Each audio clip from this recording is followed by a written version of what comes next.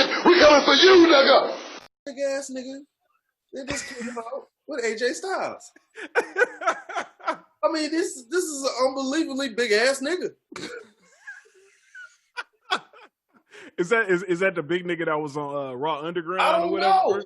I don't know. But this motherfucker is so big that when he stand outside the ring, his head damn near touched the damn top turnbuckle, the third one. Oh shit! Oh yeah, that is what's that dude's name? Hold on, I'm gonna type in NXT big ass nigga. Bruh, I'm looking at this nigga and I'm like, hey man, he shouldn't be on WWE. This mother need to be in the NBA somewhere. Like, why are you on USA right now? Like seriously, like, why? What happened? Did you tore an ACL, bicep, something, Achilles? Why are you in? Dude, you're too big to be in WWE. The first nigga that popped up was Keith Lee, actually. You actually Googled? I actually Googled NXT big ass nigga. Keith Lee popped up. And then Tyrus popped up after that. I don't even know if Brodus Clay is a nigga for real. He be on Fox News, so I don't know. I don't know. Ain't he some kin to Snoop Dogg? No, he was a Snoop bodyguard. Oh, okay. Yeah, he was Snoop guard. That's why he named himself Brodus, because he's Snoop bodyguard. Oh, okay. I have no idea. So I know who he is. Right. I can picture his NXT class. Okay. But I can't remember that nigga's name to save my life. And then they had him on Raw Underground. He was just the big nigga that was opening the door for Raw Underground, which we're gonna talk about Raw Underground in a minute. Now fuck, we're gonna talk about it right now. Raw Underground got canceled, nigga. They turned Raw Underground off. Oh, grand opening, grand closing. Grand opening, grand close. They turned Raw Underground off. Like ain't no more Raw Underground, bruh. God damn. Bro, no more Raw Underground? Hey man, they did all that work for nothing. God damn, man. Damn, nigga, your name is T-Bar. We take what we want, and after we take Lex Luger and the Giant, we want the gold sucker. Hulk Hogan, we coming for you, nigga. For you, nigga. For you, nigga.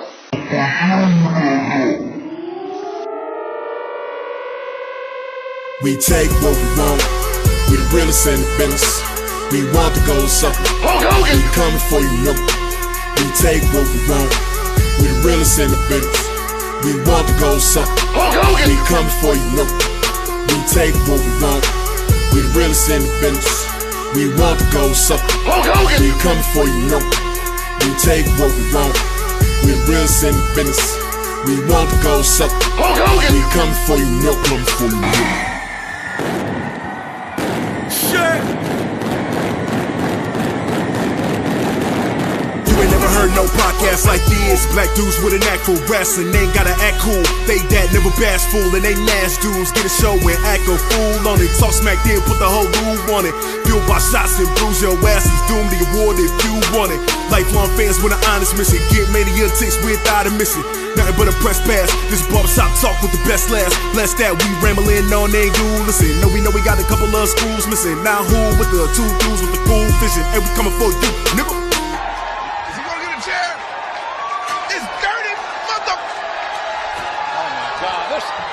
This is uncalled for. This mother.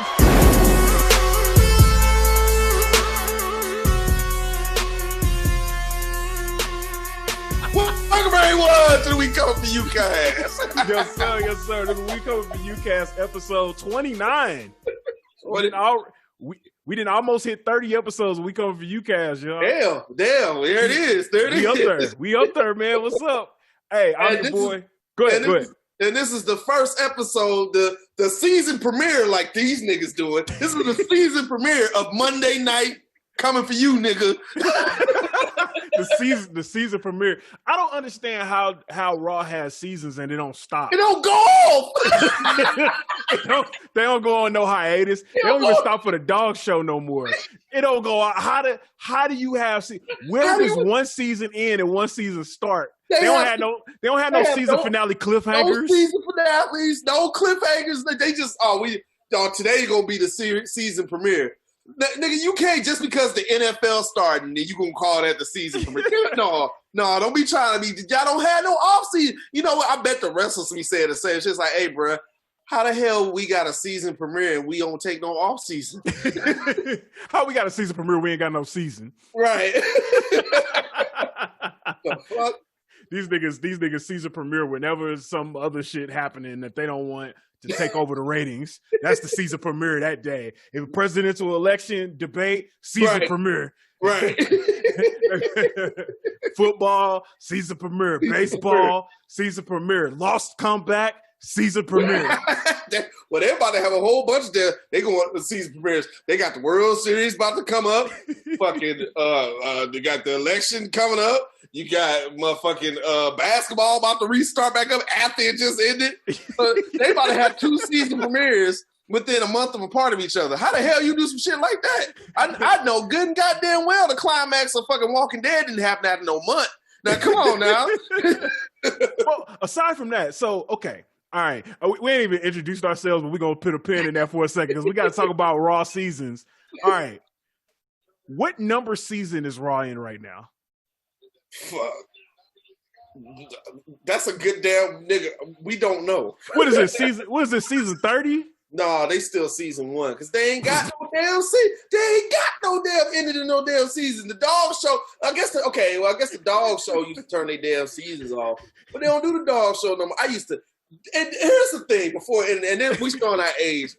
They would never tell you when the motherfucking dog show. No. Here's how you know the dog show came on.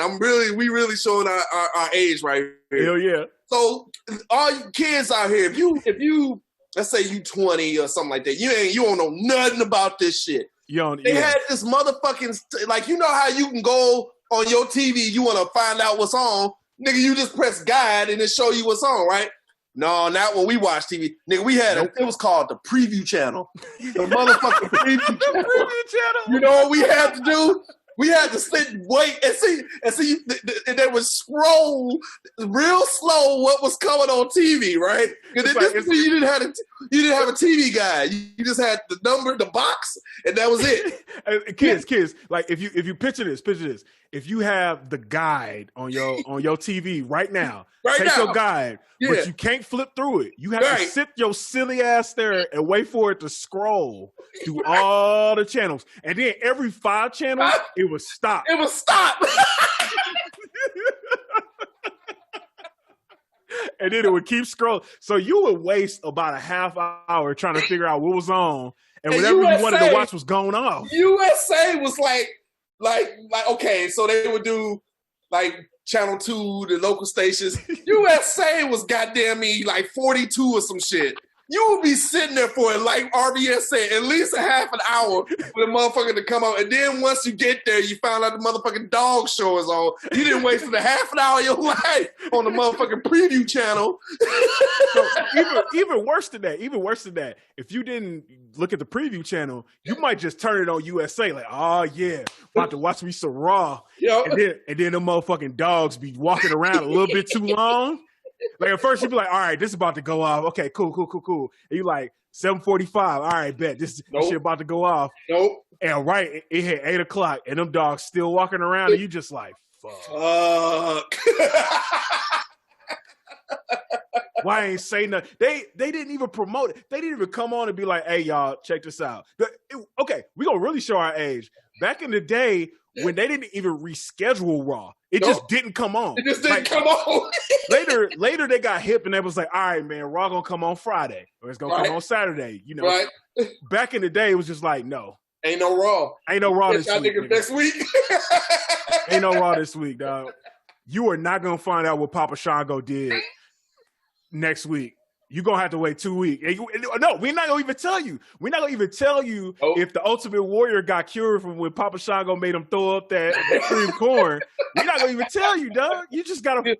We're not going to tell you if the 1, 2, 3 kid beat Bret Hart for the WWF Heavyweight Championship. We're not going to tell you. You just going to have to wait until next week. You're just going to have to wait and watch this Shih Tzu walk around this course, man. Look at that Shih Tzu, man. Look at the Shih Tzu. Hey, dog, that was somebody from NBC had a favor they was giving to somebody. So don't nobody want to watch no damn dog show. And I like dogs. RBS has a dog. I love dogs. We like dogs. I ain't watching no dog show. Right.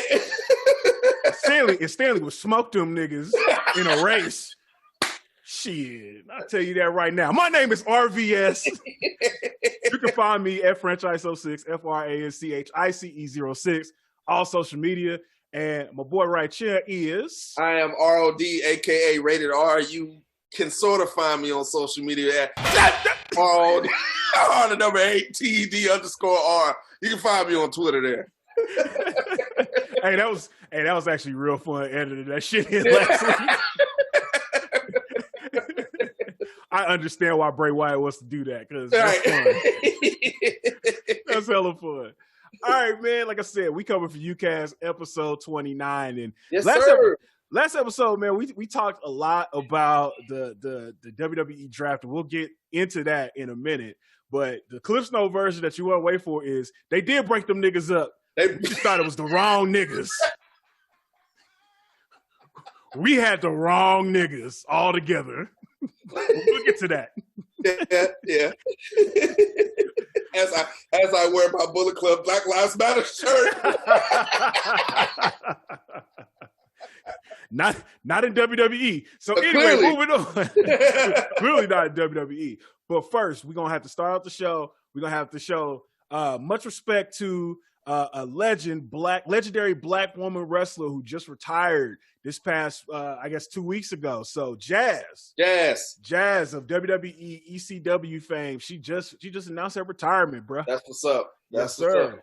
Yes, sir. So she was on the Chris Van Vliet show podcast on October 5th, and she said this about her retirement. She said she was going to do a whole 2020 tour, but with Rona big ass happening, she didn't say Rona big ass happening, but with Rona big ass happening, that screwed everything up. I've been having a lot more issues physically, mentally, and emotionally. That's why I had to forfeit the NWA title. With side note, she had the NWA women's title before Thunder Rosa for 900 days. I did not know she was the NWA. What? No, I thought so. She beat Thunder Rosa? No, Thunder Rosa beat her. Oh, okay. Yeah, Thunder Rosa beat her. Because I was like on Power, it was always Thunder Rosa that was the champion. Okay. Right. Yeah, she lost it right before Power started, I think. I got you. Okay. Yeah. So she also says she has 2 beautiful daughters and has to focus in on them right now. So first and foremost, shout out to Jazz, putting in a dope ass career and retiring on her own terms. Shout out to her. She would always do. I remember when she was in. What the fuck? I'm sorry. I'm watching this demonic ass shit they have on Raw with Randy Orton. Uh-oh. Oh, no. But no, she would always do, her gimmick was the bitch is back. No, Jazz, hopefully we look forward to seeing you and your husband Rodney Mack at the next Shenanigans party. Oh, by the way, about the Shenanigans party. Uh-oh. So, keeping it 100 with Conan, they do this shit every week. I'm going to send in the email about the shit to them. Yeah. But they do this shit every week. Well, so at the end of the show, they do a recap of everything, and they go to JoJo, the producer, and they always bring up, like, people who are on this podcast that nobody know about, and Disco and Conan always go, who? Like, who is this thing? They did that shit to David Hero, Damian Nelson, and David Hero. Every time they do it, I die laughing. Oh no! Because they David Hero and Damian Nelson do a podcast and a podcast show with the Hurricane, and they super tight. Yeah, and Hurricane is on the JoJo the Producer network. JoJo Producer is the producer of Keeping It 100, so they always pubbing it. But Conan and D.I. always go, who? Oh, no. I was sending an email to tell him about this. I was like, hey, man, put a little respect on my homeboy's name, man. If it wasn't for them, I wouldn't be cool with Nash. Right. And they probably still be like, who? Right.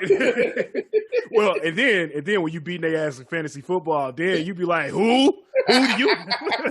Well, I ain't beat him this week. But Disco ain't did shit this week either, so there. How about that?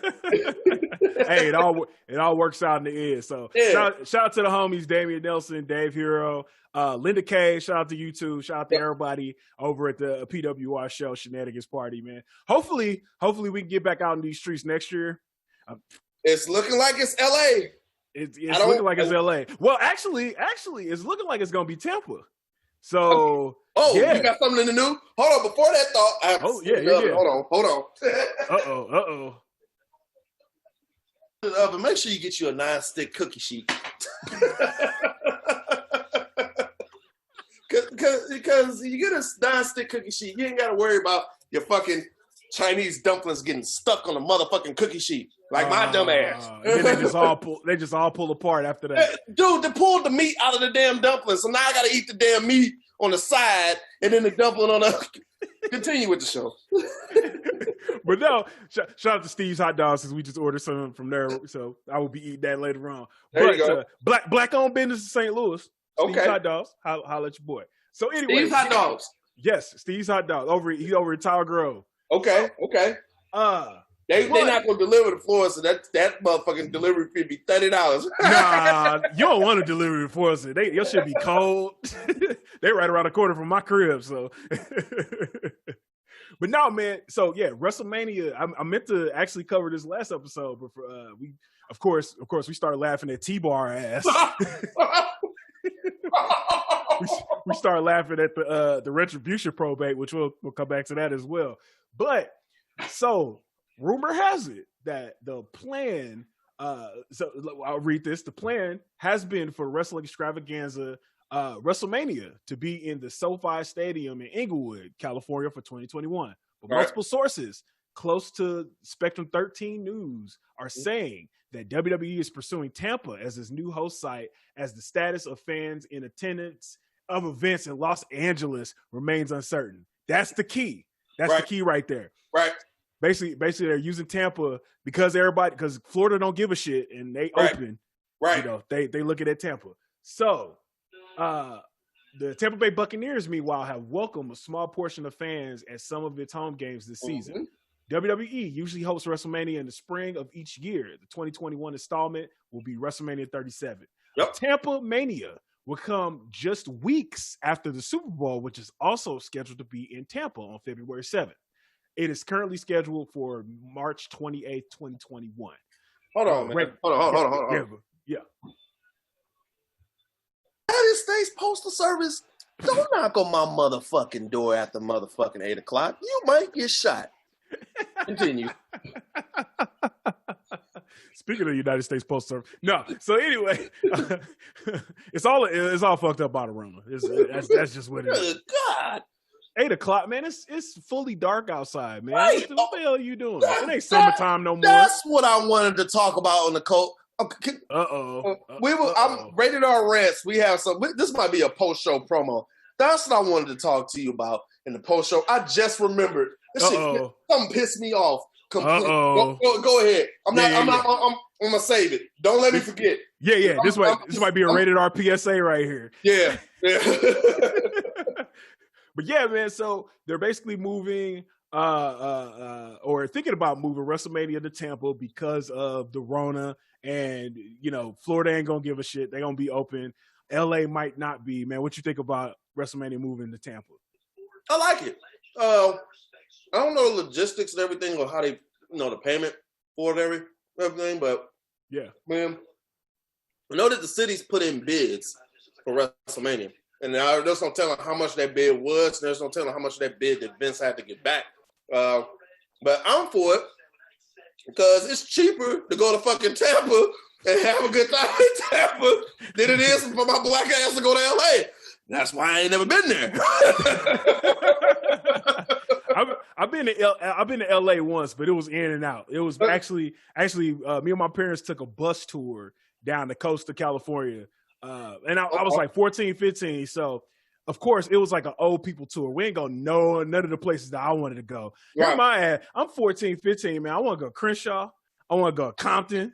I want to go to, I'm trying like, what Watts look like? I want to drive through the hood. Right. And now, granted, we were in retrospect, we were some cool ass places. Okay. At the time, I'm like, man, this is some bullshit. Bullshit. I want to know the real LA. What a hood at?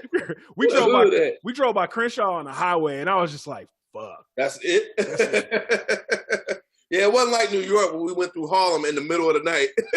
Oh my gosh, we went through Harlem. Shout out to Comin, man. He drove us.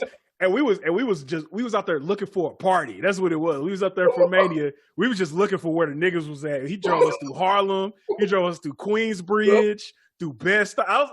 We covered a lot of ground of like, and this is pre-gentrification. All of these places. We covered a lot of ground in New York that we ain't had no business. But because he lived there. We must be good. We must be good. I ain't gonna make no sudden movements, but we must be good. No. Hell no. I don't want none of that smoke. Speaking of not making sudden movements because there's a whole bunch of niggas around. So on a lighter note, speaking of Florida as well, so there is a black-owned wrestling company in Florida. What? Here pretty soon. Okay. Yes. What's the name of this company? Yes. So Black Wrestling Alliance on IG. Shout out to y'all, our UK brothers over there. So black-owned South Florida-based independent wrestling promotion Fighting Evolution Wrestling, or FEW, is set to launch its weekly episodic YouTube show this month, October. So it should have launched by now.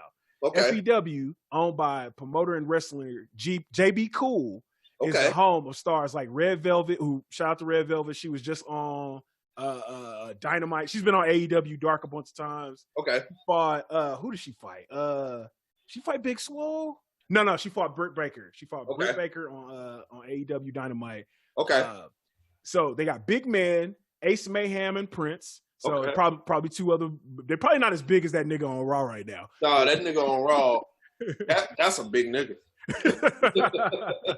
So they got stars Lila Gray, Florida Blue, and this is the kicker. This is the one right here.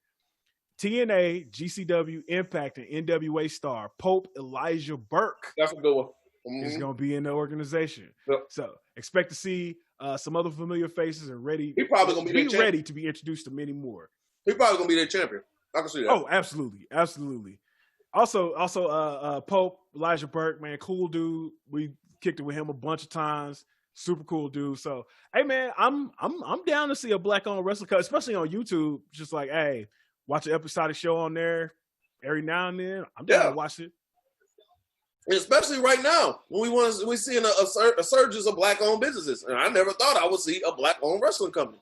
Yeah, now it don't sound like it's gonna be like Urban Wrestling Federation. that we sat there and watched with Brother Akbar X. I couldn't believe that shit. I didn't even know some shit like that even existed. They was pulling out straps and shooting. Come on, man. Let me doing that shit. All right, man. So, hey, big week in wrestling. We're going to have to just dive into it, man. The WWE Draft happened over the past week. And we're going to get to the news that we know that y'all have been waiting for us to talk about. we going to get there. I promise you we're going to get there. But I'm going to go through all the results. Okay. And then when we get there, we're going to rock with it. So, Friday Night SmackDown on October 9th was the first night. That was round 1 of the draft. Also, the rounds of the draft are so weird. Like it's like WWE seasons, dog. Like when's the round end? What does the round begin? Why is it like, okay, Raw 3 hours, so they get like 83 more people than SmackDown? What the fuck is that? I think they just sit at these meetings and they think we're stupid. That's fuck. I think they don't care. Like Raw Underground just disappearing. I was like, what was the purpose of doing it? Like, yes, how come they're not held accountable to their fuck ups? But they always talk bad about us, like we call us marks and shit like that. Nigga, y'all fuck up Habitual. You a habitual line stepper. Y'all always fucking up. Y'all cross the line. We check them. And then they go back to being cool again. Yeah. Yeah, I mean, like, so the benefit of the doubt, which is a horrible benefit of the doubt that I always give them, is that Vince is 70. Vince is old. He's getting senile. I feel like his ass just be forgetting. Yeah, but you don't see fucking Roger Goodell saying, okay, after first down, y'all got to punt. Like, they don't do no shit like that. You're right. I mean, and you know what? And this is coming from somebody that don't watch the show no more, or don't watch Raw. And I'm kind of into SmackDown right now, but I don't watch the main shows because of this dumb shit.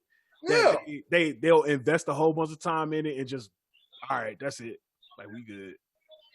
One reason I'm normally out of town on Mondays. Thank God I'm finally here on Monday night. Yes, sir. I got Raw here on TV, and I'm not interested in at all. I got Lana fighting Asuka. Why?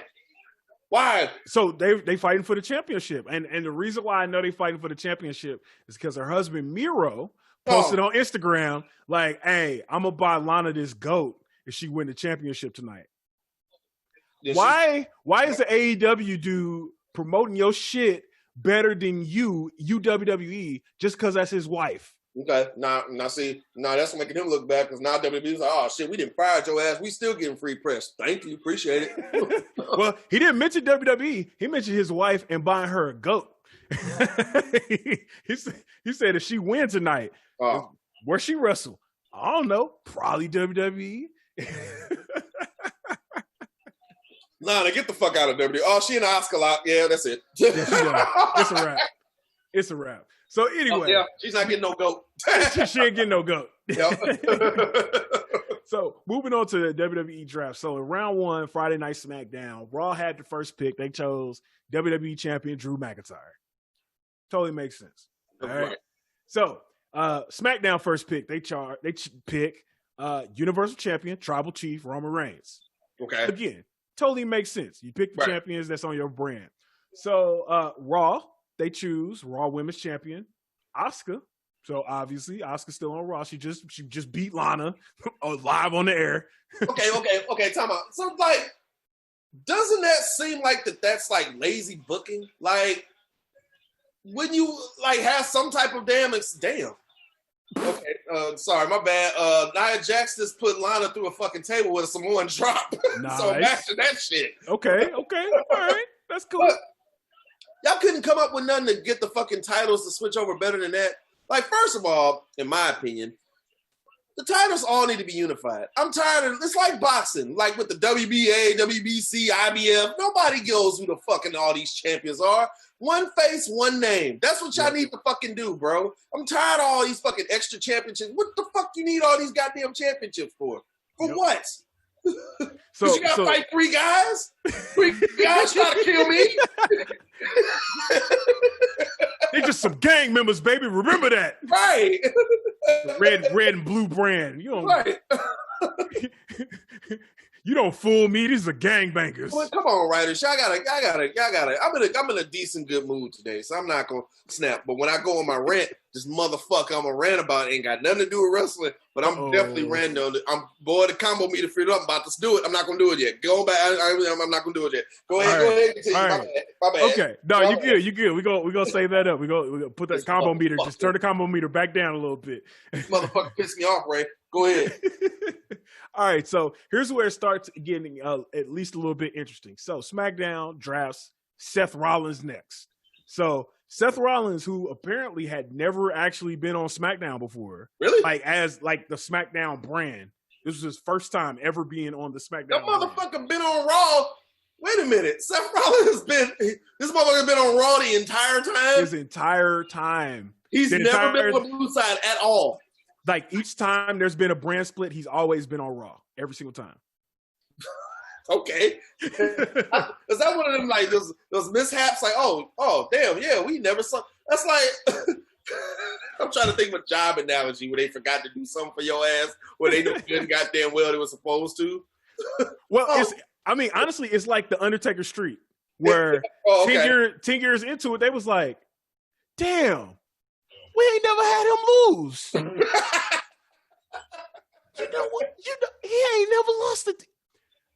We need to make this into something. The Undertaker has a streak at WrestleMania because we forgot to let him lose for 10 years. You know what? That was probably in a fucking meeting when they did that shit. Like, y'all know the motherfucking Undertaker ain't lost, and we ain't had this motherfucker get booked to lose yet at WrestleMania. Goddamn, you're right. Shit. Don't break that shit up. Good thinking, pal. Don't break him up. He ain't no nigger. He ain't no nigger. Don't break him up.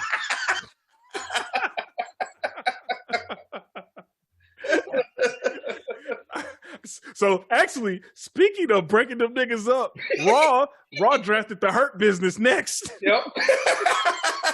The whole group. The whole group as one. Again, wrong niggas. We'll get to that. We'll get to that in a second.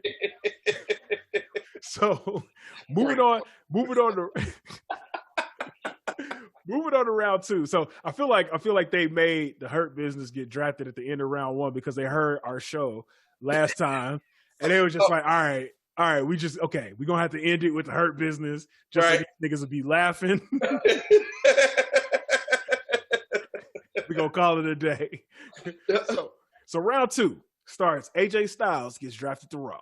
Yep. Just heard about him with he just got some big ass nigga accompanying him to the ring. That big ass nigga. That's what his name need to be banned. B-A-N. Big ass nigga. Don't say it. Like I wish WWE would like tote some like lines that are real close to like, man, you can't do that. Oh my god. Oh, they will. Oh, don't touch them. And if they ask BAN, what does that stand for? He just sit there and like, take a wild guess and then walk away. They're a big ass nigga. Big and negotiable. Right. All right. So after AJ Styles, Sasha Banks gets drafted to SmackDown. Okay. Totally makes sense. She's feuding with Bayley. Yep. Naomi gets drafted to Raw. Didn't see that. Okay. Didn't see that coming. See that coming. That has implications that we're gonna talk about later. So drafted to SmackDown. Now this was dope right here. Bianca Belair gets drafted to SmackDown. Now time out. We have to talk about how they've basically made Bianca Belair the new Mr. Perfect. Yes, they have. Yeah, with her. Yeah, they have. And she's the female Mr. Perfect. Yep. She's the female Mr. Perfect. She's smoking. And shout out here. You know what? Corner that because that's our I'm Black Y'all segment. Person, we got it there. We get it early. We gonna light up Bianca Belair today. So I was gonna go into because she actually ran for. Damn, I want to say she ran. She didn't go to Tennessee State, did she? Or did she run for South Carolina? Hold on. Let's see. She fast as shit. Like I think she's hella fast. She got some state records too. She's legitimately fast. Yeah. She went to Tennessee.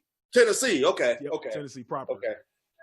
Yeah, man. So, she actually went to. Well, we'll get into this later. I'm about to read her own bio. Right. We'll get into this later. But yeah, female Mr. Perfect, man. So shout out to Bianca Belair. Yep. There. So next, Raw drafted the WWE Women's Tag Team Champions Nia Jax and Shayna Baszler. So we're on the screen as we speak. Yes. So here's the thing. So they get drafted to Raw, but does that mean that the Women's Tag Team Championships are only on Raw? So no SmackDown women can fight for, or are they going to be on both shows? I don't think they know what the fuck they be doing sometimes, man. I just really think they just do shit off the seat of their pants. Like, they don't. They don't. They flat out don't. They don't know what they doing. They just doing just random shit. Side note, I don't know why I thought of this shit. We need to bring your wife on for a new segment of the show about called Getting Your Wig Split. And what I mean by that is that she can diagnose people's weaves and let them know if it's good or bad. And that'll talk to if there are any women listening to this podcast, which probably ain't. But we can listen to your wife talk real bad about some of these chicks' weaves that come out here. Because I know for the longest, I don't care for the most part how a girl's hair look, but Nia Jackson looking busted for a minute, man. Them fucking tracks showing all kinds of shit. You on television, you can't have that. I know, because I know how y'all black women, y'all care about your weave, and I know y'all talk about track and shit. If a track, that motherfucker looked like a train track was coming down, looked like Braun Strowman entrance.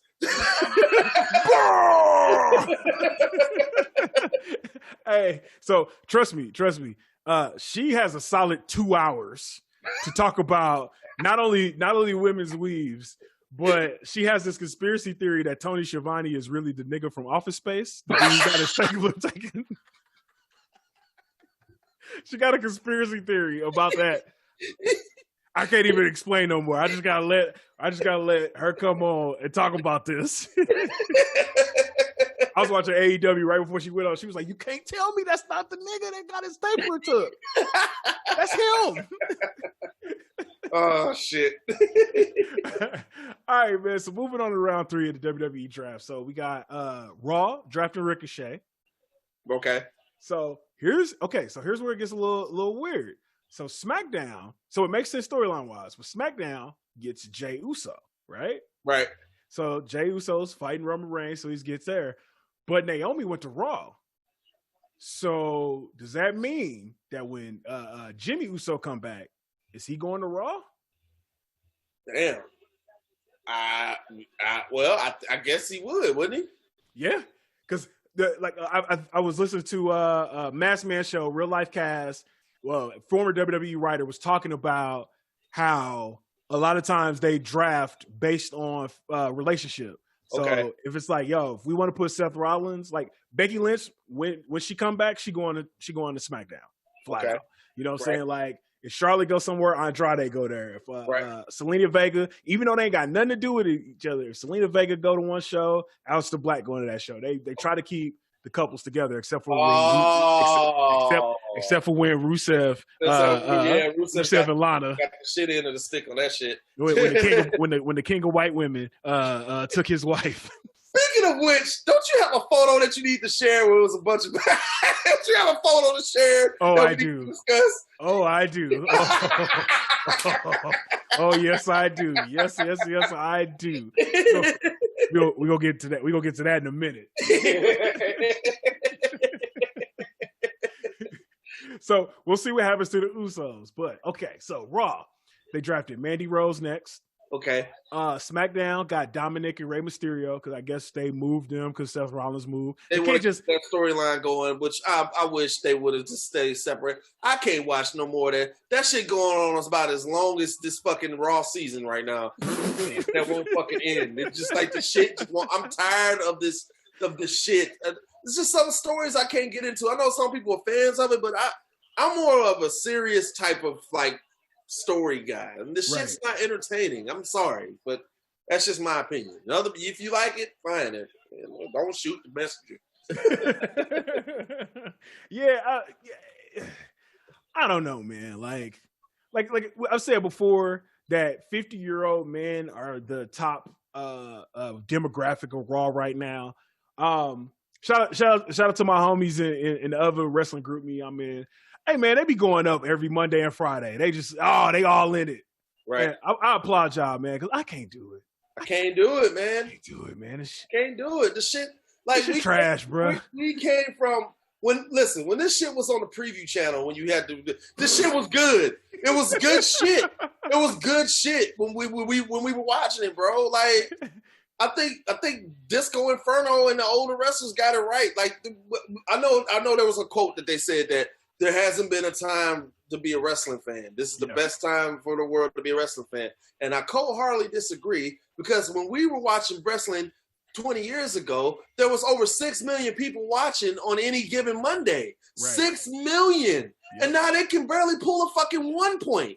Exactly. Are you serious? Like, where did they all go? Shit went to shit. That's why it's not good. It's crazy. It's crazy when the so-called smaller wrestling companies are pulling in 1 million. Right. Like pulling in consistently 1 million. Right. Because that's what people actually want to see. Now, SmackDown gets 2 million, but mostly because it's on regular ass TV. Right. So, you got an antenna, you can watch SmackDown. Exactly. Raw ain't pulling in no 6 million.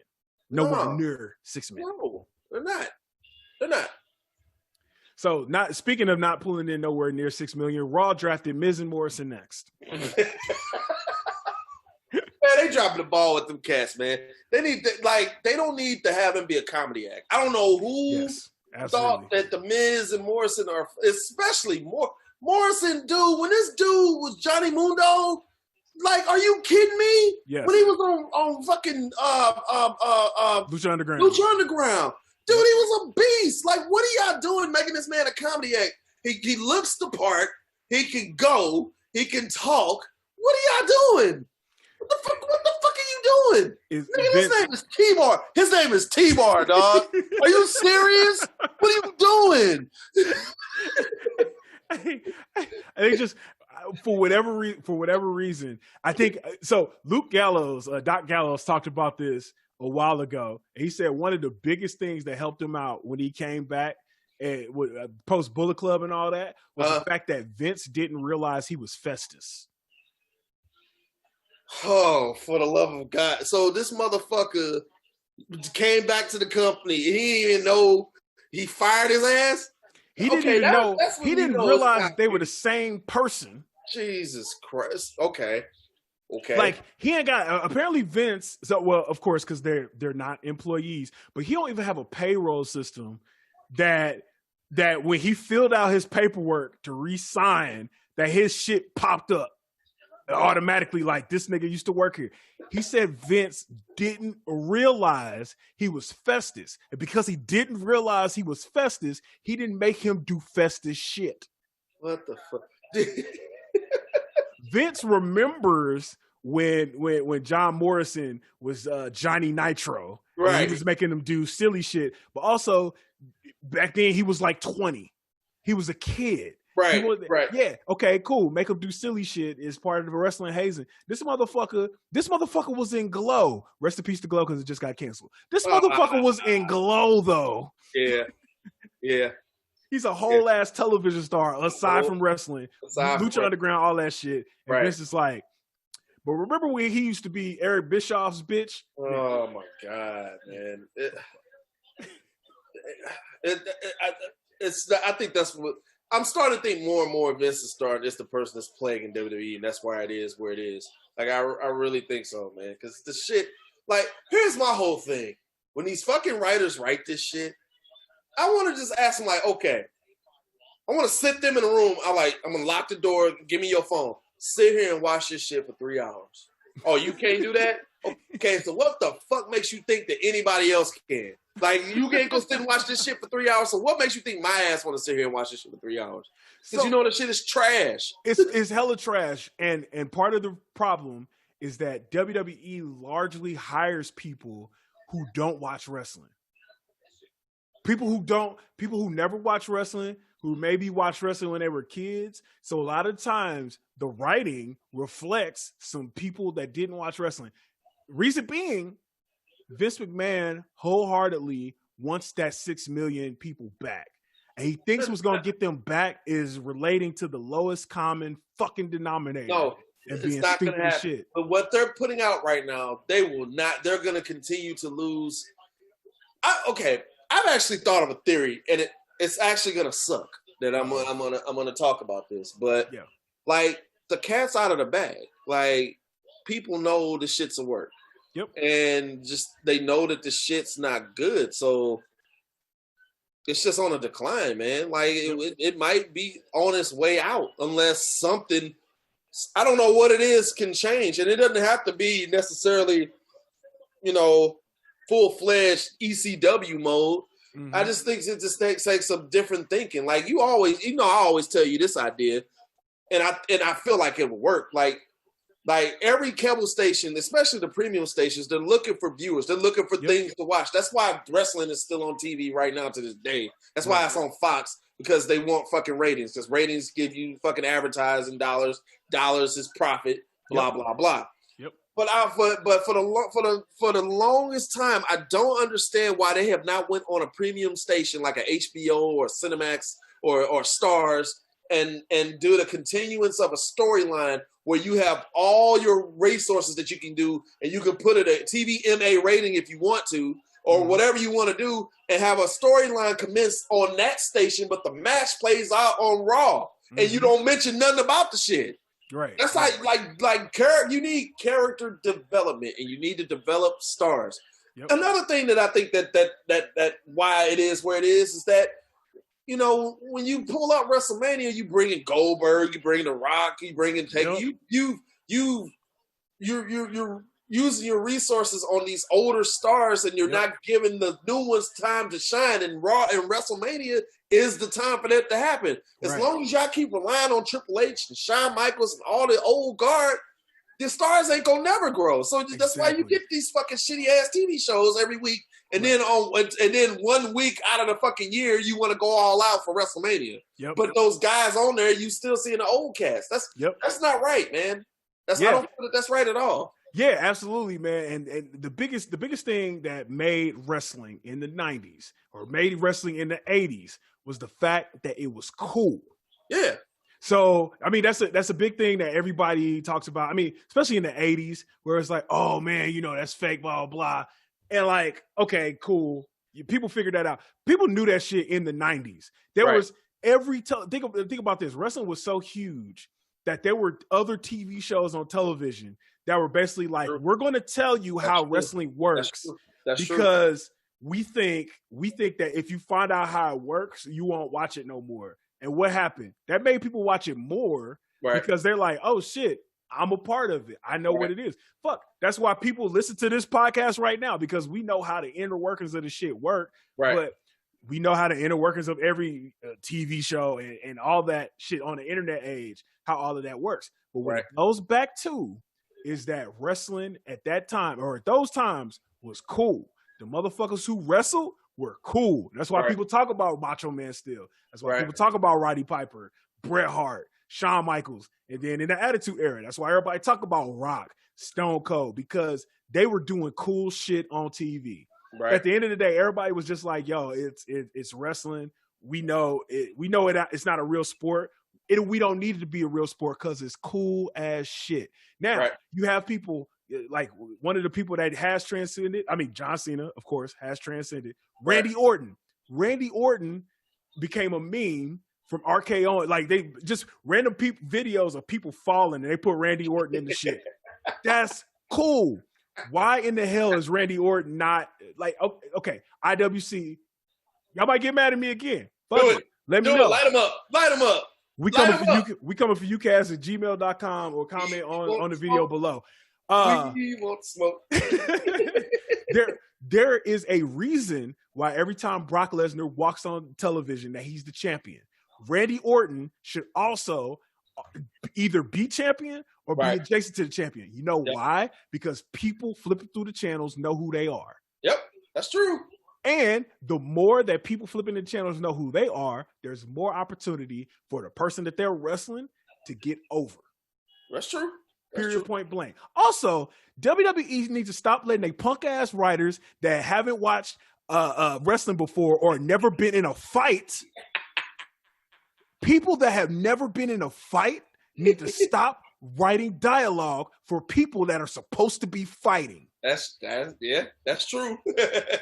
These motherfuckers be saying shit that you know good goddamn well you wouldn't argue a 5-year-old again. A 5-year-old would cuss these little motherfuckers out better than Especially a 5-year-old on the north side, he can cuss your ass out real good.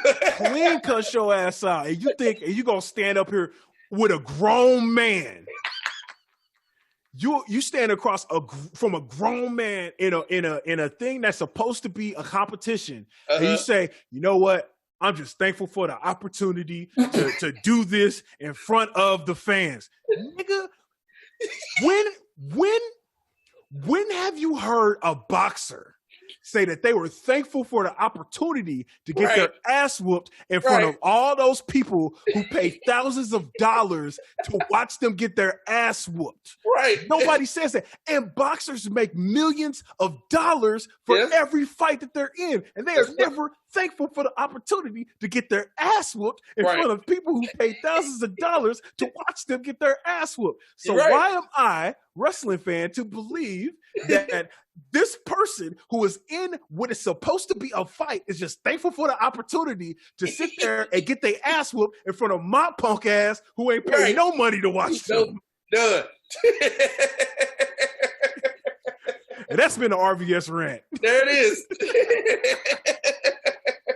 That's my biggest gripe with WWE right now is that they sit down and script out people's promos. Yeah. And, yo, you have never thrown hands, bruh. You never thrown hands. And you sound like you ain't thrown hands. Dude, the storylines on boxing and fucking UFC are so much better. And it's not a story like this is a fucking shoot. It's for real. But it's basic. Yeah. Like, nigga, I don't like you. You don't like me. I'm training. Yo, you suck. You suck. I'm gonna beat your ass. I'm gonna beat your motherfucking ass. Let's fight. That's fight. It. That's right. And if you think about it, like it's kayfabe in a way, because what do all these cats do after a fight? They talk all that shit. They get in there and beat the dog shit out of each other. Yep. What do? They hug in the middle of the ring. I respect you and all this shit. Blah blah blah. Yada yada. I respect you, dog. I'm glad we made this payday. Right. You know what I'm saying? It happened. Yeah, the better man won, and sometimes they're a rematch. They're like, no, fuck that. The better man did. No, after the fight, they say, you know what, the better man won. But that next day, they go back to talking shit. You know why? Shit. Because boxing and UFC got that game from pro wrestling when it was actually good. They got that game from pro wrestling. Yeah, yeah. It's not hard. It's not rocket science, bro. It's not fucking hard, man. They make this shit too difficult. Like. Cause we beat a dead horse. Like, yeah. We got to talk about this shit all the time. The shit ain't gonna change until it's in the shit. There it is. Go ahead. So okay, we might even just table the whole WWE draft after this. But we got to talk about it, man. Oh, I got breaking news here on the We Come For You cast. Uh-oh. That's your indication to play sound. Yep. Elias just has come out and he has a band. He has a whole band now. Oh, wow. Okay. All right. So, yeah, we'll see what they're going to make of this shit. So, are all of them going to continually get their ass whooped? Like, just like Elias continually gets his ass whooped? No, I mean, they're legit about to fucking play music. Because I see Marshall some monitors and they got guitars and all. Like, this is about to be a real ass fucking concert. Oh shit, man! Road Dogg better walk out and start singing "With My Baby Tonight." But yeah, man. So we gotta talk about it. They broke them niggas up.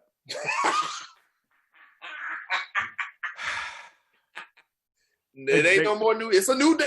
Yeah, nigga. It's a new day. Oh yeah, it's a new day. Yes, it is. But it ain't with the three of them niggas no more. You know Vince was in the meeting when he said that. Yeah, it's a new day, nigga. Yes, it is. You know he said that shit. Break them up. Break them niggas up. He said, all right, Israel. Don't you dare be sour, pal. Clap for your chairman and CEO and feel the power. Break them up. Break them niggas up. Break them niggas up. Yeah, man. So what they did, round 4 of the WWE Draft. So SmackDown Tag Champions, Kofi Kingston and Xavier Woods, who returned the night of the draft. Him and Kofi win the tag team championships. So they got drafted to Raw. Right.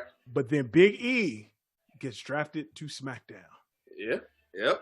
I think it's time to put him on a pedestal by himself, man. I think let's see what he made of, because I want to see him feud with Roman somehow. They need to make that happen. Yep. I want to see that. Yep. I definitely do. They absolutely have to. If they want this heel turn for Roman to be solidified. Now, it's going to get solidified again in this Hell in a Cell match when he beats the dog shit out of Jey Uso. Yep. However, what they need to do after this, it happens all the time. they have to put Roman up against somebody that the fans actually care about. Yep. It was the one thing that they never did for Roman. Because they always wanted you to care about Roman, but the fans didn't. Nope. One for Roman to be heel, put Big E up against him, and have Big E lose. Have Big E lose at the very beginning, but have him work back up to fighting Roman, and then maybe he goes. Maybe WrestleMania next year is Big E a Mania. I don't know. We come up at that point. Dude, the way Roman is being booked and how he's being portrayed on TV right now, dude, that's must-see TV. Man, somebody's going to have to be like his straight-up polar opposite to beat him, man. I don't see nobody else fucking – I don't know. Like, people have been waiting and clamoring this for so long. Like, I don't think they should, like, drop it just yet. Like, real. Right. That's what I'm saying. Like, hey, don't let Roman lose until Mania. Yeah. You know what? Maybe not even put him against Big E directly. Have Roman just be running through every babyface on SmackDown. Yeah. Every single one. And then Big E wins the Royal Rumble. Yep. Big E make it be some crazy shit where Kofi, Woods, and Big E are in the Royal Rumble match. Yep. Make it so Big E has to eliminate one of them. Well, yep. Or both of them. Yeah. Make it just be like, hey man, I gotta do it. Now you have two cats. Now you have two cats, a babyface and a heel. That's just like, yo, I'm about my business. I just gotta do it. You know what I'm saying? You have two people on both sides. So you got the one that people are gonna hate, and you got the one that people care about. And now you actually putting some seriousness back in wrestling. Right. Yep. Bro, they trying to make this fool alliance like Jericho, dog. He has an actual album that's on iTunes that's coming out next Monday. Oh, wow. What's it called, Peter? I didn't fucking. They put a graphic on the bottom of the screen. I didn't look and see. Oh man, it's called Universal Truth. It's. Oh no. And so he went to the crowd and said, "Thank you, I appreciate it. I love none of you." Nice. I like it. Oh man, they're gonna call his band the Inner Square. That should be funny as hell. That should be funny as the Outer Square. The Outer Square. That'd be dope. But yeah, man. So New Day's broken up. They had a big, huge moment on SmackDown. Their last match together, they won the match. They, tearfully depart, all that good stuff. So we'll see, man. Honestly, I don't trust WWE to do this correctly. Nope. I'm gonna say that right now. What they should do, we just talked about what they should do with Big E. What they probably gonna do is that Big E's gonna be in the mid card for a while. He's gonna they gonna make his gimmick. Either they'll keep him with the gimmick, with the New Day gimmick, and change Kofi and Woods, or they're gonna bring him with some other gimmick. I don't know. Maybe something like Reverend Devon, because they already tried to make them niggas preachers. He's the son. He's the reason why New Day was supposed to be preachers. If they do that preacher gimmick again, that's gonna be the fall of his career. That's it, man. I don't want to see that shit. I don't want to see this shit. I don't want to see this shit about as much as I don't want to see R-Truth on fucking screen no more, man. That shit I can't stand. But knowing that, we got an incoming here. We got an incoming.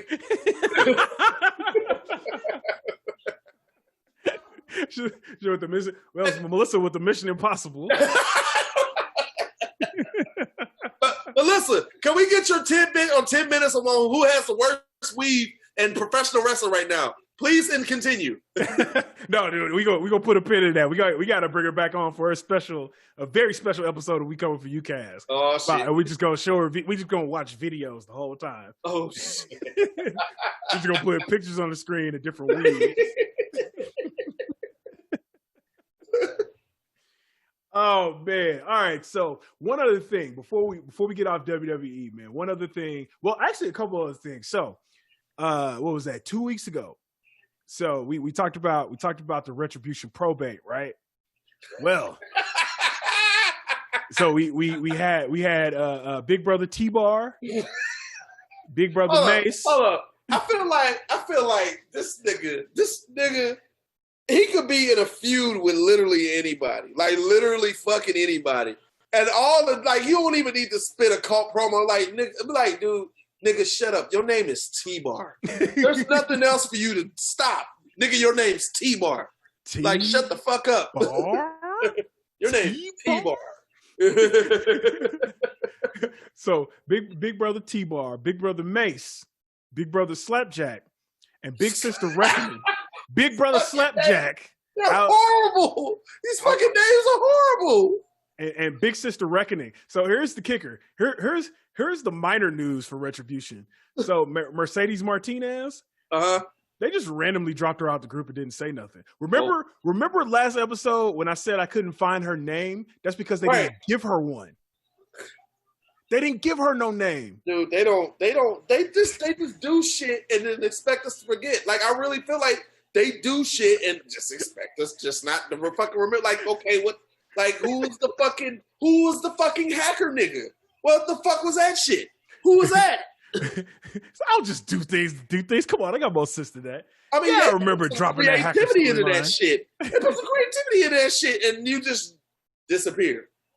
They did. So the hacker gimmick was allegedly supposed to belong to Dean, Big Brother Mustafa Ali, the leader of Retribution.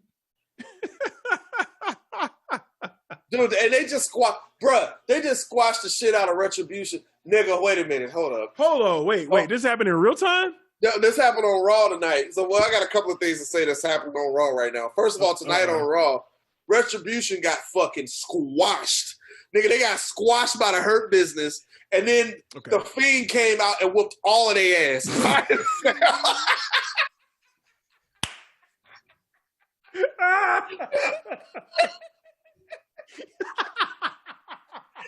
By himself. He whooped the entire ass. Wait a minute. Wait a minute. That nigga T-Bar got put in a full Nelson and tapped out. He got put in a full Nelson and tapped out. And then the Fiend came out and whooped the entire group's ass by himself. By himself? By himself. Wait a minute. So they spent all that time building up Slapjack, Mace, Big Sister Reckoning, and T-Bar. And that nigga T-Bar. That boy ain't right, a.k.a. T-Bar. And then put Mustafa Ali at the beginning only for them to get their asses whooped. Now, Hurt Business makes sense. Retribution had been feuding with Hurt Business for a while. Okay. But then for the Fiend to come out and beat all their ass by himself. By himself.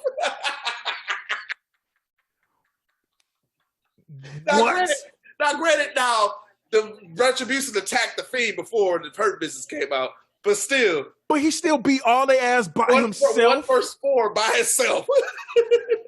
Is the Fiend Batman now? That nigga T-Bar, every bit of motherfucker, 6'8", fucking 300 pounds, and he got his ass whooped by the Fiend. Not only that, but them niggas are all gonna have puppets in the Firefly Funhouse next week. They all gonna have puppets. Every last one of them gonna have a puppet, and it's gonna be like, "Ooh, I'm T-Bar." And Bray Wyatt gonna come out and be like, "She hit that nigga with a mallet."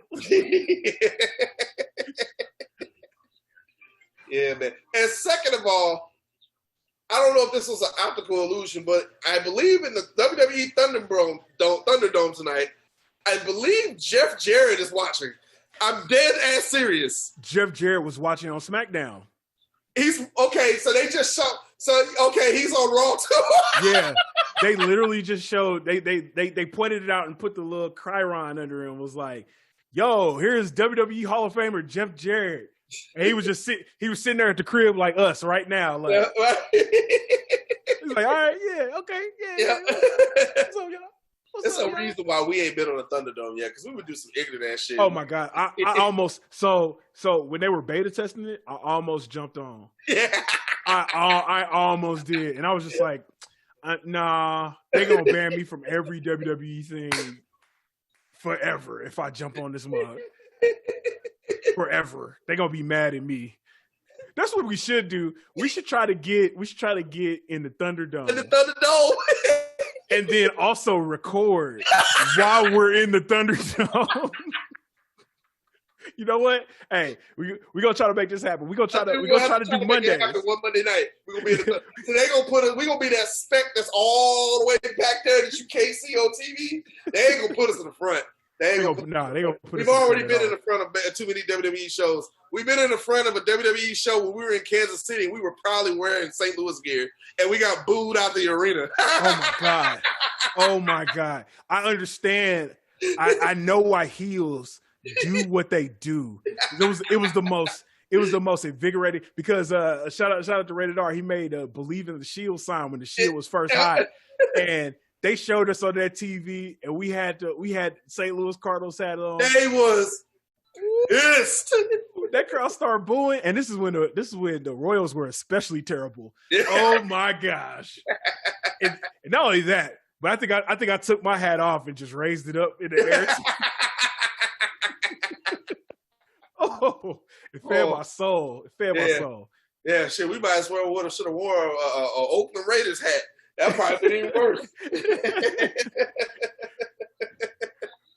Like, they we would have got out of there because it's Kansas City. But yeah.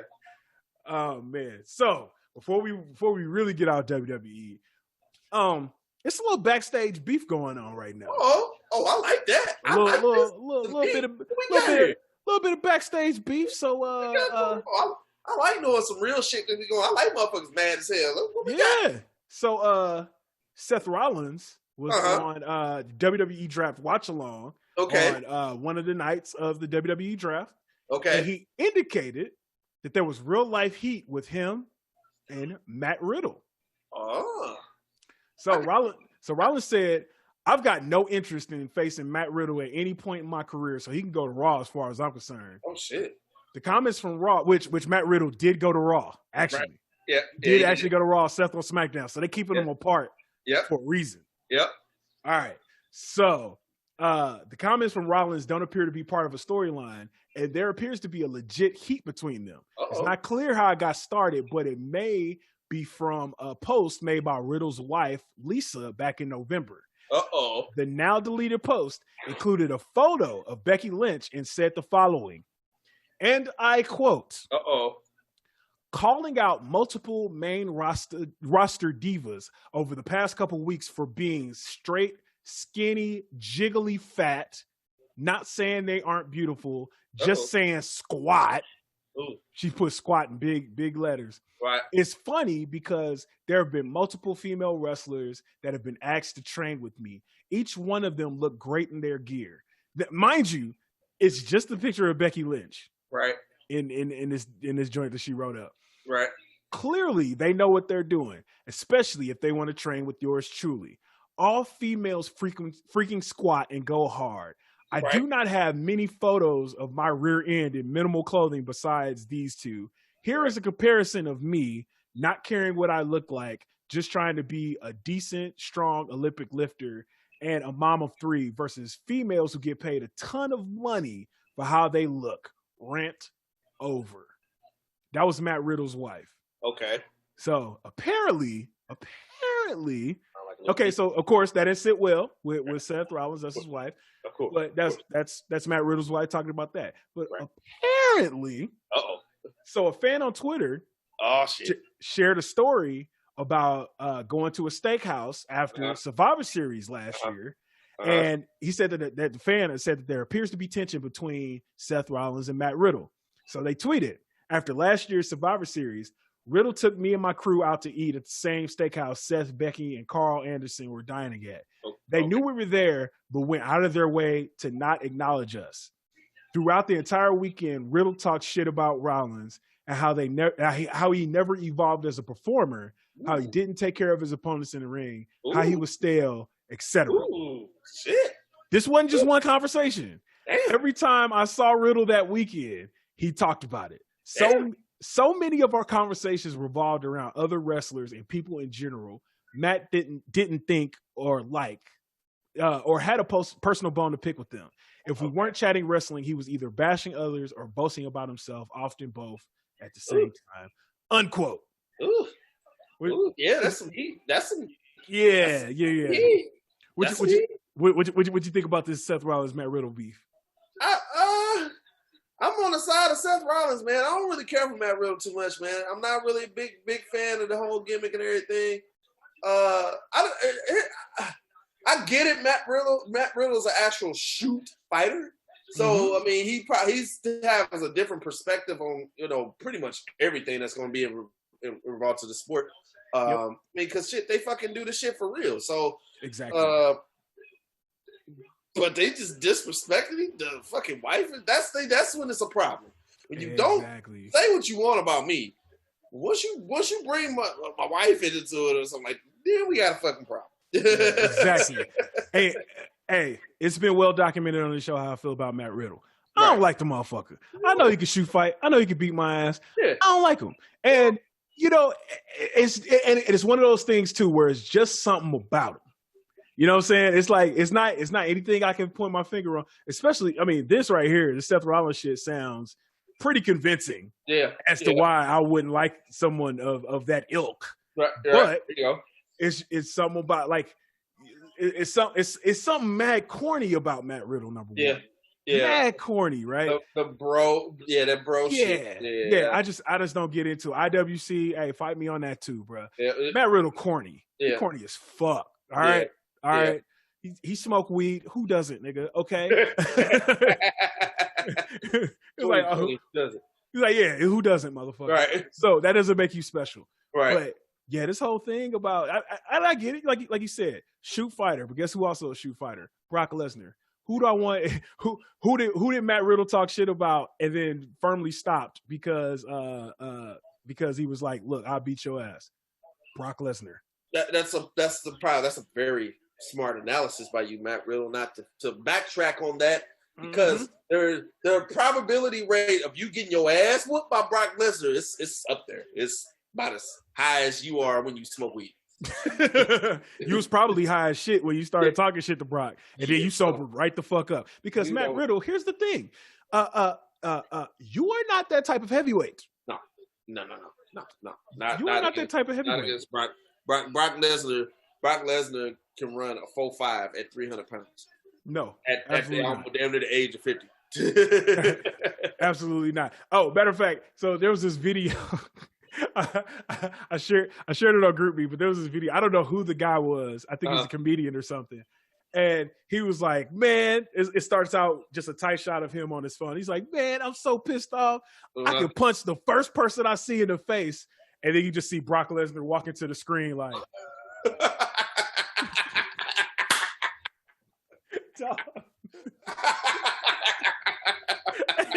And every time the dude's like, never mind. I ain't mad no more. Like he gotta be Brock Lesnar boy because they did like 8 of these videos. But that's the energy. That's the energy you keep with Brock Lesnar, bro. Yeah. Unless you're John Jones or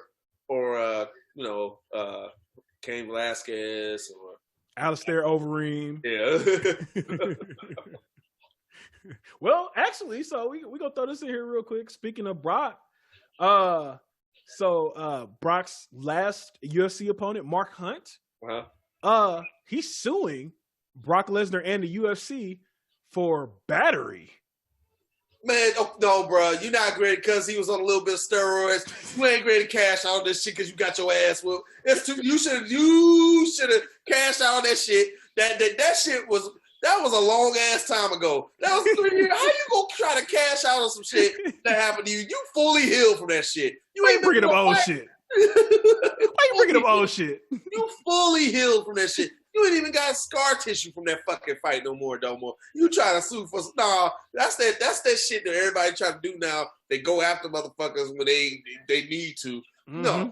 No. Why you going after Brock now? Because he was on a little bit of steroids. He still was your ass. It was just a little bit of steroids. It wasn't a lot of just a little bit of steroids, man. Pictogram. Just enough to get him up in the morning. Just enough to wake him up in the morning. Yeah. He put a little bit of steroids in his coffee. Like a little dash, you know what I'm saying? Just a little dash. Like it's just like when you eyeballing some ingredients for some soup or some shit like that. Mm-hmm. And you don't, if it says a pinch of salt, nobody know what a real pinch of salt. Everybody's pinch is different. RVS's pinch is different than mine. It was just a pinch of fucking steroids. Just a pinch of steroids? Just a little bit. And Brock Lesnar got some big ass fingers, but it was just a pinch. Just a little pinch of steroids. It was a little steroid. A little bit with steroids. Brock Lesnar was like, I'm pinch steroid. Let me stop. Oh, speaking of steroids, we might have to mention somebody that's getting an award this week. You know what? Is it that time? It's about that time, man. It's about that time. We go, like real quick, we'll talk about there was AEW's first anniversary show. Really good show. Y'all should check it out. Yep. We might go, like, we talked about AEW's first year last week. We're going to have to go in depth on AEW next time, but It's about that time. Oh, shit. The prestigious award. Because we got a couple awards to give out. Do you need me to explain the award to the new callers and our new listeners? Yes, my brother. If you would do that. So if you haven't been living under a rock, or this is your first episode, we give out a prestigious, wonderful award. Very prestigious. This award was originally called the "You Fucked Up, You Know Your Ass Is Doomed" award. How do you get said award? Oh, it's really, really quite simple. It's really, really rudimentary too. If you're in a realm of professional wrestling, you do some dumb shit, we are the motherfuckers that tell you about yourself, and we issue a prestigious award. Now, fast forward to 2020. Ooh. Oh, man. 2020 has been a trying year. Let's just say that at the most. And it's not over yet. We're about to be in the fourth quarter. We got the presidential election coming up. Don't get me started on that shit. I don't want to talk about it. All I'm going to say is motherfuckers vote. We've been dealing with this pandemic the entire time, and people have dealt with this pandemic in several different ways. In the realm of John Jones decides to deal with the award, or deal with his usings of the pandemic a little different. So John Jones decides in the middle of a global pandemic. In the middle of a global pandemic, in the middle of the day, decides to get a DWI during full quarantine. Like, you're not even supposed to be outside the house. You're not supposed to be outside. So we decide to rechristen the award because clearly, if you know about John Jones' track record, he doesn't want his freedom. So we decided to rechristen the "You Fucked Up, You Know Your Ass Is Doomed" award to the John Jones's Memorial Freedom Award. Yep. His freedom is no good to him no more. It doesn't work. It doesn't work. It don't work. It don't work. It's like if you put your ATM card into the ATM and you had to strip the other way and it just says, please insert again. That's John Jones just doing this shit all day long. His freedom broke. It's broke. It don't work. It don't work. All right, man. So first person that gets the John Jones's Freedom Memorial Award. Oh, God. This is probably the bigger one of the week. It is a man who goes by the name of Alberto Del Rio. Oh, yeah, this motherfucker. Yeah, he gets like the platinum version of this award. Please do tell if you don't know already. Oh my God. He might be the award. Yeah, he gets the platinum version of the award. It's like somebody took the platinum plaque from Master P Ghetto Dope. No. He gets the Lifetime Achievement Award. You know how they did in BET Award? They had like the regular awards be one color, and then the Lifetime Achievement Award be he gets the Lifetime Achievement Award for this shit because clearly his ass might be doing life for this shit. Oh, his freedom might be gone. Might be gone. So Alberto Del Rio, or Alberto El Patron, if you've seen him on the Indies, he got arrested. This motherfucker. My man got arrested. Take your time. This dude got arrested for kidnapping and sexual assault. Yeah. Let that sit for a second. Continue. So, yeah, ex WWE champion. He was WWE champion, y'all. Yeah, WWE champion. Yeah, he was the man in WWE at one point.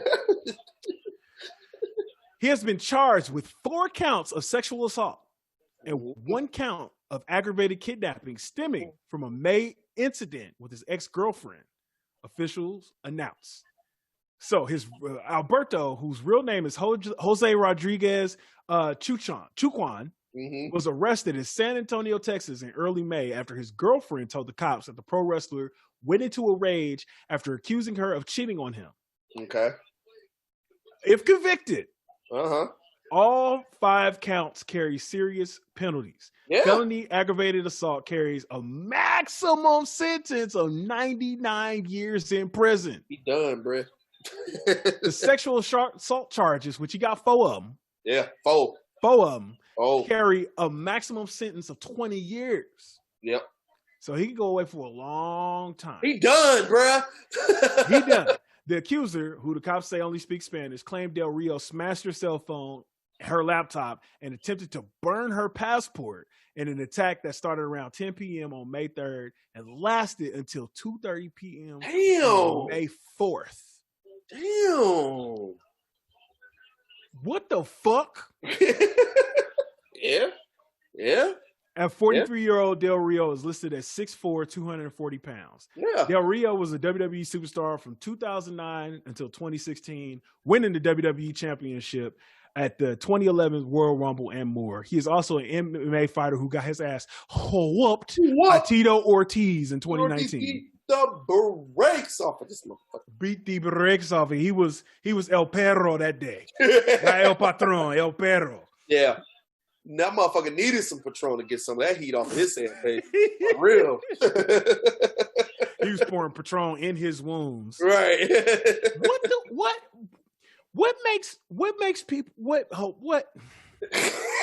So many questions. What who what where when why and how, motherfucker? Yeah. You know who would be the best person? It's funny. We're talking about it. You know who would be the best person to actually talk to about this shit? Would be Paige. Fuck, she dated him. That's true. That's true. She did date the man. Yeah, for a minute. Yeah, for a while. Yeah, and she was young when she did this shit. Yeah, she probably got some stories, man. I'm sure she does. She probably got some stories, and you know, she does. Everybody in wrestling had a lot to say. They were just like, "Yo, that's bad news," and they were worried about her. Sounds like rightfully so. Yeah, I mean, God, 4 counts. I can't even do benefit of the doubt. But if I'm gonna do benefit of the doubt, we just gotta wait for the results to come out to light. But 4 counts, fuck. Like I read the details on the TMZ article, and they said that he was doing sexual assault with, I think he said, his hands and other body parts, parts of his other. So whatever the motherfucker was into was some fucking weird ass, wild ass shit, man. And if it was wild enough to have someone like, let me stop. Cause let me stop. No, let me stop. Let me stop. That nigga did that shit. Hey, he did that shit. I know I'm close to the mic, but that nigga did that shit. He going to jail, man. Guilty as fuck. He going to jail, man. You can't do that. That's not right. Nope. He's going if I'm Alberto Del Rio, pause. He a good looking cat. I'm pretty sure he can go get any other chick he want to go get, bro. He cut. What is he? 6? What did you say? He was 6'5", 6'4", 6'5", 2 what? 240. Man, if I was 6'5", 240 and cut like him, man, I wouldn't be doing this podcast right now. I'd be getting bread. Whoosh, combo beater. Come on, man. You talk about, he was cheating on you. All right, if she was cheating, all right, see you later, bye. Get your shit go. Hey, man, motherfuckers is crazy, insecure, and Okay. probably on steroids, Probably on steroids. And I'm not going to say, Alberto Del Rio on a lot of bit of steroids. He ain't on like a Splenda packet worth of steroids like Brock Lesnar. He on a lot of bit of steroids. Didn't we see Alberto Del Rio on Bourbon Street? Yeah, we did. Yeah, we did. He was lit. It was should we even say? No. It was him and two other wrestlers. We ain't gonna say who. No. But they had a little they was a little if you catch my Patreon, drift. we coming for you, Cast Patreon. We'll be going live. We will not be sharing this separate. We have a lot of shit. We got a lot of shit. We have a lot of shit on current WWE superstars that if we really wanted to bust some shit up, oh God, I'm looking at him on TV right now. He looking at me. Some of these stories have to go on. You cover for UCast OnlyFans. Yeah. But since we're on the subject, not of OnlyFans. Well, I guess technically, I don't know. This is gonna be a weird transition, but definitely on the subject of steroids. So the next person who gets the award this week. Oh, we got a 2-bagger? Oh, we got a 2-bagger right now. Oh, okay. So next person that gets the award, Braun Strowman. What the fuck did he do? So come on, man, Brian, what you do, man? So Braun Strowman was so he calls himself, he was in I guess he was in his Instagram stories. I saw this on Reddit. He's in his Instagram stories sending thirst traps apparently. Talking about he didn't work on his abs, he didn't got his ab work in and all that. And, he didn't send it to a minor, did he? Nope. No, luckily not. Most of these other cats be on that. But so, Braun Strowman, he was like, okay, cool, just a little ab update.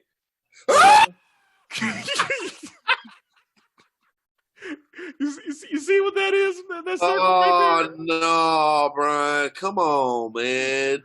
Yeah, you fucked up. My dude Braun Strowman forgot to hide his syringe. Yeah, he fucked up, dog. Before he was taking selfies. Yeah, he fucked up. Bruh. And everybody, man, all these motherfuckers on steroids at some point, man. They all do the shit. I'm sorry. That motherfucker, as far as I know, he ain't diabetic. You think he was taking his he wasn't taking his insulin, my nigga. Oh, Zempic. Your boy Braun Strowman forgot to crop the syringe out of his thirst traps. I like Braun Strowman. Let's just say it's his insulin, dog. That's his insulin, dog. Yeah. He got to check his blood sugar. He got it. His blood sugar was high, man. He got to. But just in case we're wrong, we're still sending him the award. Yeah. Oh, you still get the award. You get to. You know what? Just in case. Award. We'll send him one of the awards that's actually made of chocolate. Okay, there we go. Just to get his blood sugar back up, Just get his blood sugar back up. Yeah, that'll do that. Oh, speaking of, this has nothing to do with the topic of wrestling. I didn't want to forget about it. You motherfucker at the Quick Trip on motherfucking McDonald Boulevard. And I know this has nothing to do with wrestling. RBS, I was coming from one of my escapades, and I work really early in the morning now. And so I'm going to motherfucking on a Quick Trip. Mind you, it's 2:30 in the fucking morning. Okay? People that are in the music industry, I don't mind your hustle. Do what you have to do. But you gotta do what you have to do. I get that. I get it. You gotta hustle, make your music, and give it to people. Yes. DRBSmusic.com, by the way. Yeah, by the way. But if your ass tell me to come fucking over here to the corner, a dark ass corner and Quick Trip to come listen to your fucking mixtape at 2:30 in the morning, you might get shot. And I'm not kidding. No. I'm not kidding. And motherfucker on Quick Trip, El McDonald Boulevard, I bought a CD from your ass not too long ago. And you asked him, he's like, yo, like he's doing this shit like it's the middle of the day. Like he's like, hey, yo, got music? Nigga, it is 2:30 in the motherfucking morning. I'm not going to fucking come over there and talk to you about shit. And number two, nigga, SoundCloud. Nigga, SoundCloud. Nigga. Nigga. This nigga is still selling. Who has, okay, I have a CD player because I still collect and play CDs. No one else has a CD player. RBS, I was pissed. I was pissed off. Like I'm trying to get to work on time.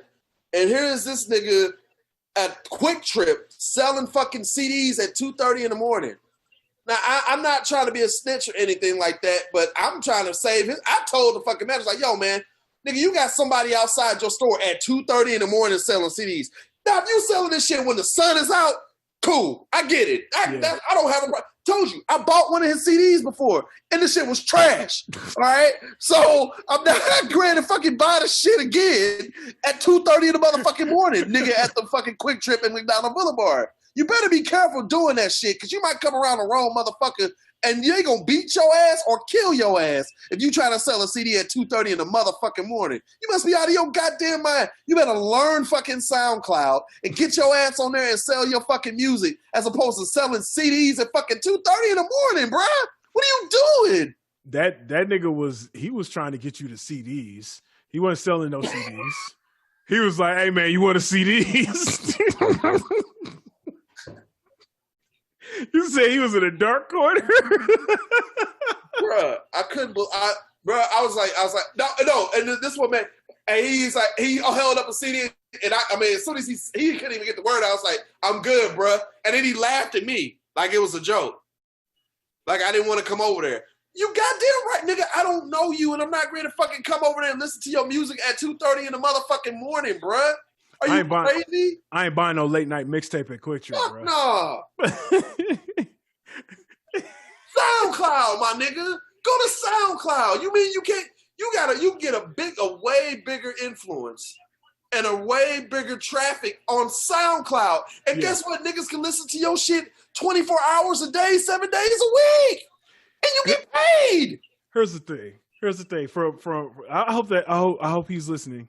I hope he's listening. That nigga ain't listening. He on the Quick Trip selling CDs right now.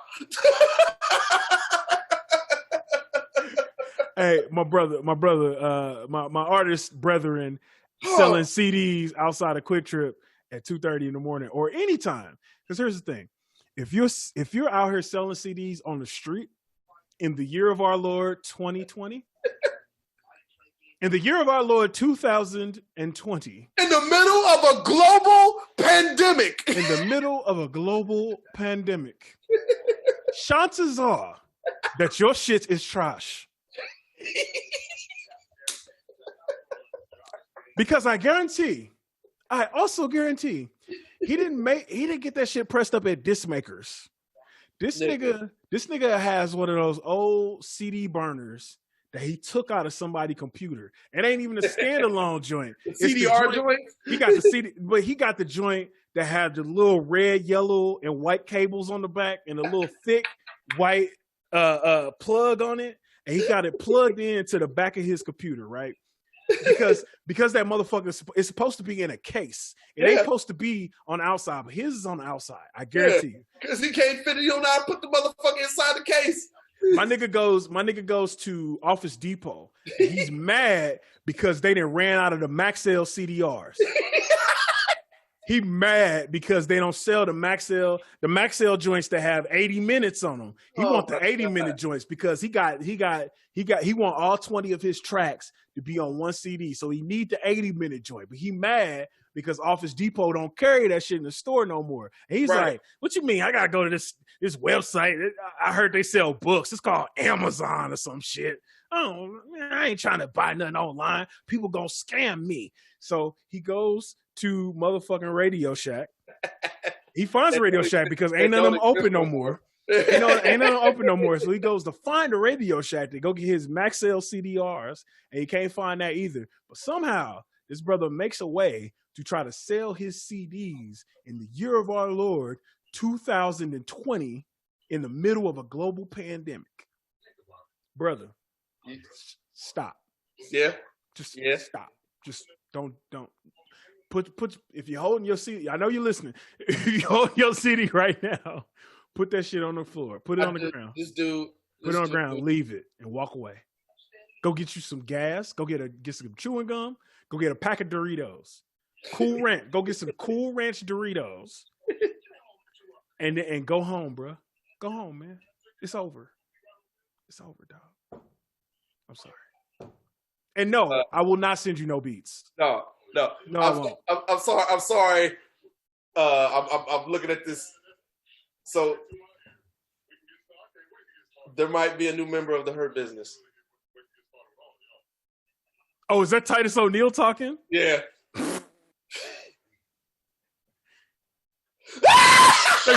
They beat his ass, didn't they? They beat his ass. They beat his ass, didn't they?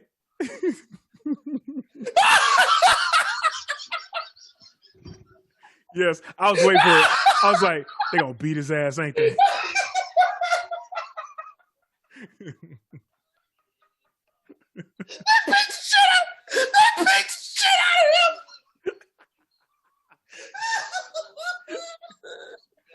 They beat his ass so bad. They just turned it off and went to the ring. Wait.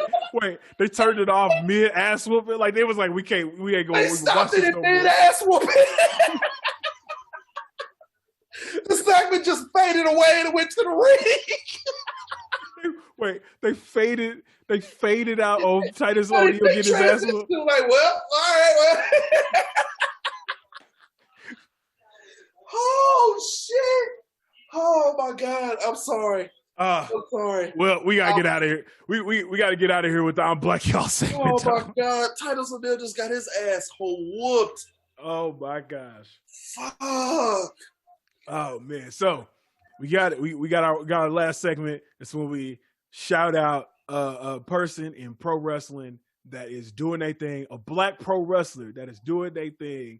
So with that being said, the I'm Black Y'all segment, as we call it, we're gonna give that. We talked about it earlier. Yep. But we're gonna give that to the female Mr. Perfect, Miss Perfect, the EST of WWE. WWE. Bianca Belair. Let's give it to her. What we got? Sir. So Bianca Nicole Blair Crawford is an American professional wrestler currently signed to WWE, where she performs on the SmackDown brand under the ring name Bianca Belair. Yep. Blair attended Austin East Magnet High School in Knoxville, Tennessee, where she succeeded in many sports such as track. Blair was a track and field athlete who competed in the hurdles. Right. She had what ESPN staff writer Sean Hurd called a volatile 6-year track career that saw her attend 3 universities. First, she attended University of South Carolina, then Texas A&M, and later did not compete at all for a year before completing her college career at the University of Tennessee, where she became an All-SEC and All-American, as well as being named to the SEC's academic honor roll in 2011-2012. So she was killing it. She killing it. She was also a CrossFit competitor and power lifter, having appeared in RX Magazine, FemRogue Magazine, and CrossFit.com. Blair was forced to abandon her CrossFit career due to intercostal chondritis, which is also known as shifting rib syndrome. Ooh. Oh shit! Oh man, that's yikes. So she entered her information into the WWE prospects database shortly after her premature end to her CrossFit career, more on a whim than an actual plan. Less than 2 weeks later, she received a social media message from a 20-year veteran, Mark Henry. So Mark Henry hit her up out the blue and put her on. See, he had come across Blair's profile on the CrossFit circuit, saying he could get her a tryout, but emphasized that wait. So he was in her DMs? Yeah, he hopped in her DMs. Sorry, Mark, hey man, hey. I'm fucking with you. Hey, I'm fucking with like, you, Mark. Come on, hey man. He said him. I got enough heat with y'all, man. What I got enough heat, bro. Like, man, I'm blowing up my spot, man. Yeah, man. I'm just playing. She's jokes, motherfucker. These jokes. It ain't serious. Oh, you ain't messing with her? Shit. After 2 official tryouts, Blair signed a contract with WWE on April 12, 2016, and was assigned to the Performance Center in Orlando, Florida.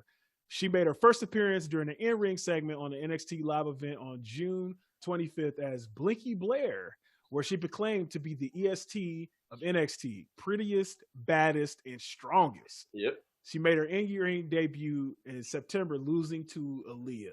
So she went on to be in the Mae Young Classic, as she debuted on the January 24, 2018 episode of NXT. So she began undefeated streak by defeating various competitors such as Lacey Evans, Candice LeRae, Aaliyah, Dakota Kai, and Deonna Purrazzo. On April 8th, she made her WrestleMania debut when she as she participated in the WrestleMania Women's Battle Royal WrestleMania 34. Yep.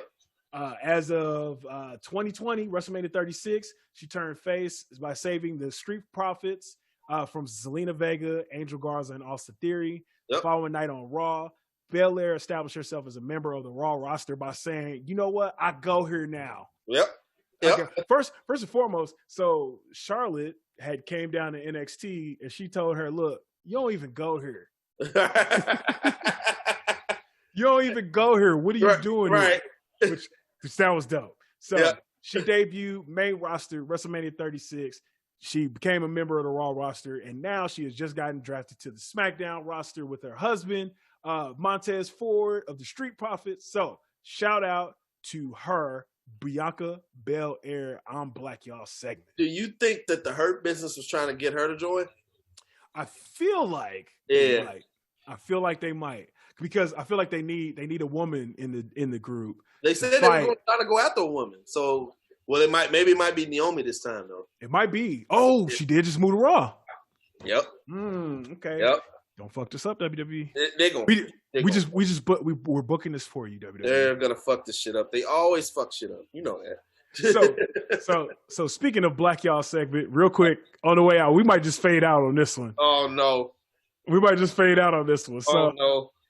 There was a social media post. I saw this on Twitter actually, and the caption. Wait. Get. We're gonna fade out on this. What can they find you at? Yes. Because we're gonna fade out on this. Before we get there, my name is RVS. You can find me at FrenchIce06, FRASCHICE06. All social media, rated R. Where can they find you at? Where can they not find you at? You can't find me on anything else but Twitter at R_ATD_R. That's it. That's all I got. Yes. So hit us up. You got questions, comments, concerns. Post on the YouTube link here, or email us at wecomingforyoucast@gmail.com. Hit us up at our website, prowrestlingblack.org. That is a real website, people. That's a real website. And keep listening to everything on the SOLC network. We got some new shows. Yep. We got some good content going for y'all. But on our way out of here, there was a post on Twitter that had wrestlers in it, and it was captioned, this photo should be captioned, "No black women allowed." And I present to you this.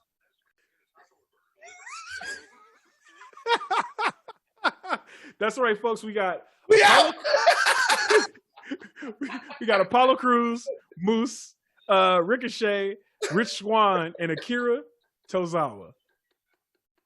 This is a piece of art called "No Black Women Allowed." No black women allowed. Thank you for joining the We Coming For You cast, and we'll see you next time. Peace out. Peace. You want it? You got it. You want me to get crazy? I'll get crazy. Sitting there apologizing. For what? You gotta fight 3 guys? 3 guys trying to kill me? I'm a gang member, baby. Remember that.